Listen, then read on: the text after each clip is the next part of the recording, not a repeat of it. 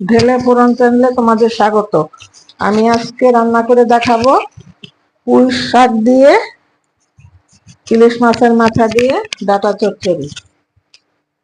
ভিডিওটা তোমরা প্রথম থেকে লাস্ট অব্দি দেখো। মানে একদম কম মশলা দিয়ে, কোনো মশলাই আমি দেব না, বিনা মশলায় কিভাবে এত টেস্টি হয় সেটাই তোমাদের মধ্যে আমি আজকে শেয়ার করব। আমি এখানে কড়াই বসিয়ে দিয়েছি, তাতে আমি দিয়ে দেবো কিছুটা সরষের তেল। এবার আমি দিয়ে দেবো একটা শুকনো লঙ্কা 2 টুকরো করে, 2টা তেজপাতা।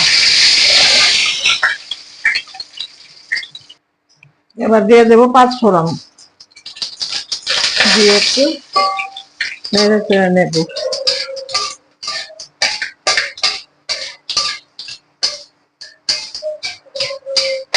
এবার আমি ইলিশ মাছের মাথাটা আমি হলুদ লঙ্কা আর একটুখানি নুন দিয়ে মেখে নিয়েছি, দিয়ে দেবো মাথাটা।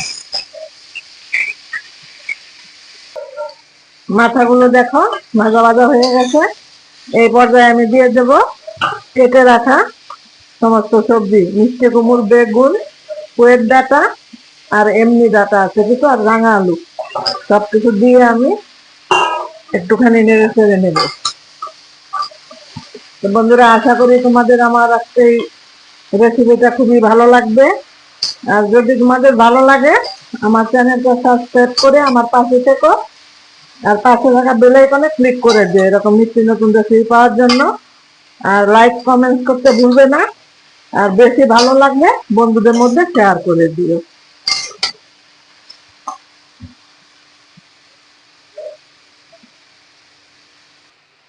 এবার দিয়ে দেবো পরিমাণ মতো হলুদ, আর দেবো পরিমাণ মতো লবণ,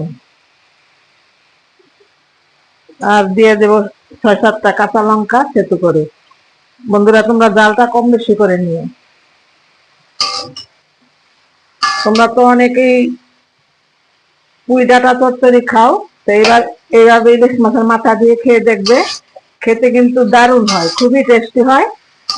আর রান্না করতেও তেমন একটা ঝামেলা নেই, মানে একদম বিনা মশলায়, মানে এতটা টেস্ট হয় তোমরা একবার খেলেই বুঝতে পারবে। তোমরা দেখতে থাকো, আমি আবার ফিরে আসছি।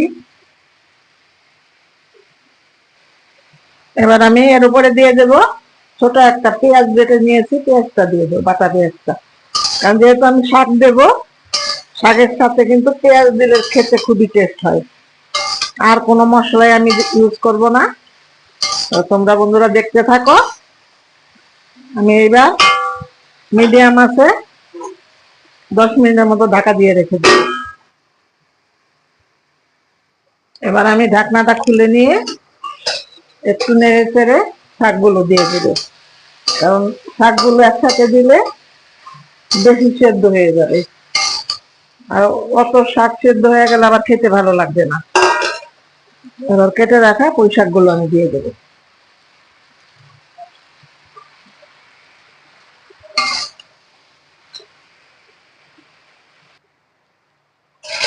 এবার একটু নেড়ে চেড়ে আবার 5 মিনিটের জন্য আমি ডেকে রেখে দেবো।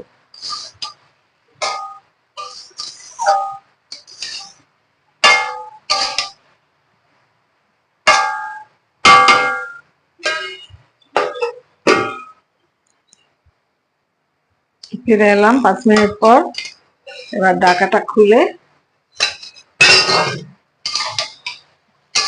নেড়ে চেড়ে আর ঢাকা দেব না, এইভাবে রান্না করে নেব।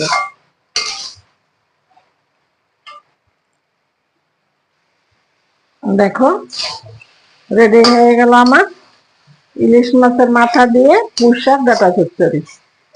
তো বন্ধুরা, তোমাদের আমি আবারও বলবো আমার চ্যানেলটা সাবস্ক্রাইব করে আমার পাশে থেকো, আর পাশে থাকা বেল আইকনে ক্লিক করে দিও এরকম সুন্দর সুন্দর রেসিপি পাওয়ার জন্য।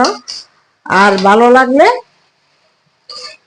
বন্ধুদের মধ্যে শেয়ার করে দিও, আর লাইক কমেন্টস করতে ভুলো না কিন্তু। আর ফুল ভিডিওটা দেখবে, টেনে টেনে না দেখে, তাহলে বুঝতে পারবে না আমি কখন কিভাবে কি দিয়েছি। তো বন্ধুরা, তোমরা সবাই ভালো থাকবে, সুস্থ থাকবে, দেখা হবে আবার অন্য কোনো রেসিপিতে। তো আমি আবার তোমাদের বেড়ে দেখাচ্ছি। ধন্যবাদ। একবার দেখো কতটা লোভনীয় হয়েছে।